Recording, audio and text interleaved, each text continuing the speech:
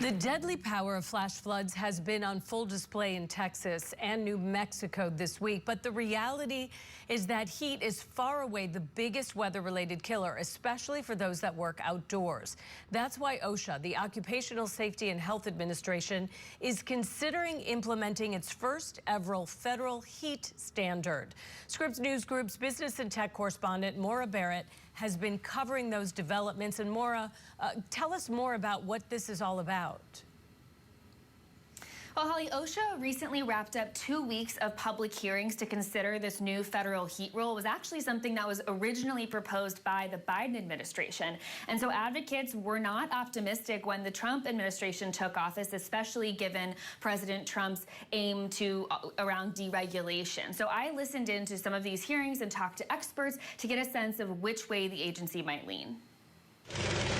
The push for a national heat safety rule spurred by nearly 34,000 reports of heat-related injuries and illnesses in less than 10 years.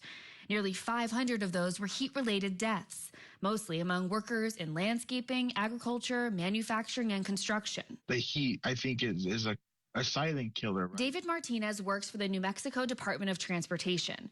Rain or shine or sweltering heat, he's responsible for inspecting bridges across the state. But when it gets hot, it gets hot. And I've worked in areas, especially when you're doing things like running an asphalt machine, mixing concrete, those temperatures tend to double or triple your heat exposure. Dozens of workers like David, advocates, and labor leaders spent the last 2 weeks testifying virtually on what they see as an urgent need to protect workers, especially with more frequent and longer-lasting heat waves that we see in a warming world. The proposed OSHA rule would use high heat triggers based on the heat index, which measures the combination of outdoor temperatures and humidity. When that heat index hits 80 degrees, employers would be required to provide water, rest, and shade for workers. When it reaches 90 degrees, workers would receive paid 15-minute breaks every 2 hours. Say these are set regulations. What would that mean to people like you and your employees? Like I said, I think it gives us a little bit more of a voice. I think management tends to say, oh, not like the regulations, right? They like productivity more than standard, I guess. Employer advocates pushed back during the hearings, detailing their preference for a performance-based standard. Our feeling is that there should be requirements for employers to perform those different components. How they do that should be left up to the employers, where I think it's going to vary depending upon location, industries, and specific workplaces. Jason Mills, an OSHA litigator, was surprised the hearings went on at all after the Trump administration took office. What we expected to happen was to see the rule scuttled entirely.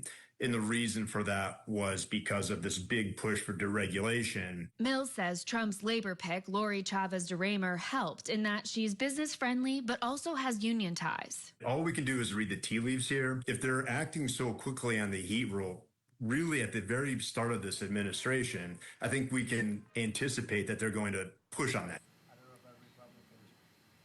While employers say they prefer that performance-based standard that would essentially let them set their own standards, they do agree that a national standard or national guidance needs to be put in place rather than trying to navigate state-by-state guidance. So OSHA will be in their review period for the next couple of months through late September, and then likely make a proposal on the rule in early 2026, Holly. And Maura, with heat as the leading cause of death, scientists, are they warning that there's a strong link between climate change and increasingly hot summers? Absolutely, Holly. Basically, the way it works is when fossil fuels are burned and release heat into the air, it gets trapped in the atmosphere, and that's why we see these increased temperatures summer after summer. As you might remember, last summer in 2024 was the 4th hottest summer on record in the country. 2025 is predicted to even beat that, and so we're going to see this increased trend of hotter summers. And it's important to note that with heat comes complications to health concerns like asthma, diabetes, for people who are pregnant. And so there's a multitude of factors that play a role in people's health when it comes to heat. And so that's why advocates for the rule are really hoping that OSHA will take the opportunity to advance with the times. Scripps News Group's business and tech correspondent Maura Barrett, thank you for that information.